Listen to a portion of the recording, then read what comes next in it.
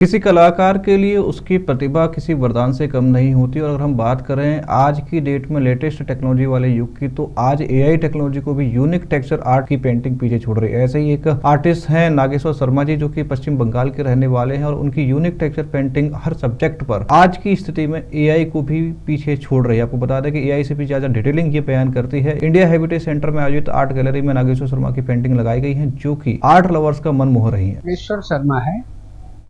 ऐसे art field में अभी मेरा नाम एस नागेश के नाम से लोग जानते हैं, और मैं पिछले 40 साल से पेंटिंग कर रहा हूँ। और हमारी पेंटिंग की जो यात्रा शुरू हुई उसके बारे में मैं थोड़ा सा बताना चाहता हूँ। मेरी दादी माँ जो थी वो मधुबनी पेंटिंग करती थी और कोहबर पेंटिंग करती थी, और मेरे पिताजी सौभाग्य से वो ड्राइंग करते थे।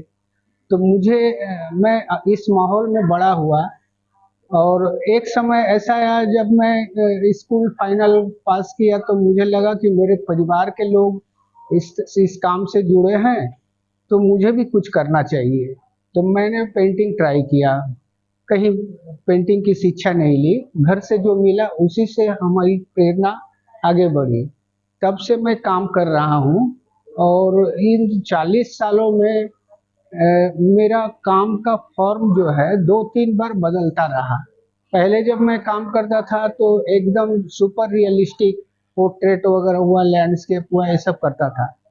पर मध्य में एक समय आया जब मैं एब्स्ट्रैक्ट फॉर्म के काम करने लगा। उसको लोग काफ़ी सराहे हैं।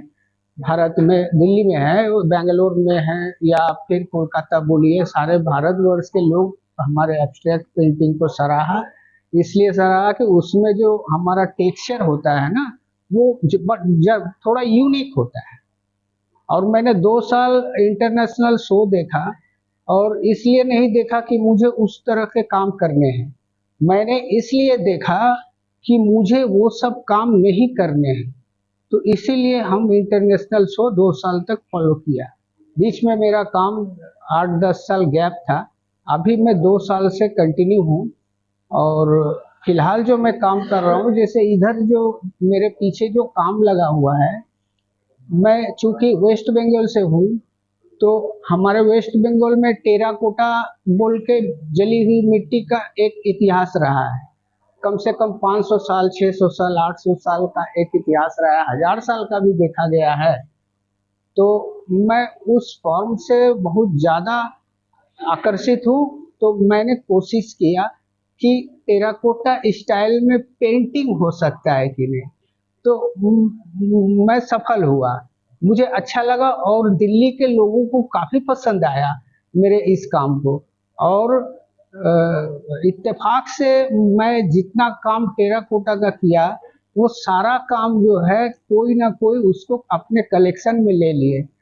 और अभी दिल्ली में मेरा ये 3 काम है टेराकोटा बेस्ड।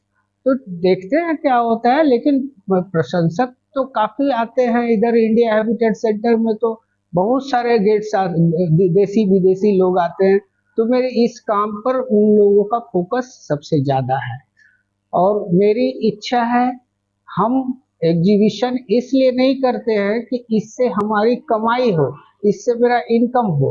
हम एग्जीबिशंस करते हैं कि हम जो काम कर रहे हैं उस काम को कम से कम भारतवर्ष के लोग देखें और उससे आनंद लें। और जब दर्शक देखते हैं हमारे काम को, तो मैं जिस व्यू से काम करता हूँ, तो उसमें से कुछ ऐसे बुद्धिजीवी दर्शक है जो हमको दूसरा पहलू भी दिखा देता है कि नागेश जी, आपने जो काम किया वो तो आपका नजरिया था, लेकिन आपने क्या किया, और भी उसके दूसरे पहलू जो बताते हैं, तो मुझे बहुत आनंद आता है।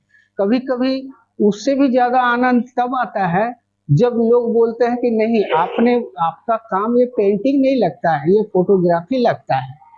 तो मुझे बहुत खुशी होती है कि चलिए कुछ तो लगता है आपको, लेकिन मैं जानता हूँ कि ये पेंटिंग है, ये फोटोग्राफी नहीं है। तो जब लोग फोटोग्राफी कहते हैं तब मुझे लगता है कि अच्छा, तो मैं क्या फोटोग्राफर जैसा काम करता हूँ? अगर करता भी हूँ तो मुझे गर्व है, क्योंकि फोटोग्राफी को एक समय उतना ज्यादा इज्जत या रुतबा नहीं मिलता था, लेकिन आज फोटोग्राफी पेंटिंग से कम नहीं।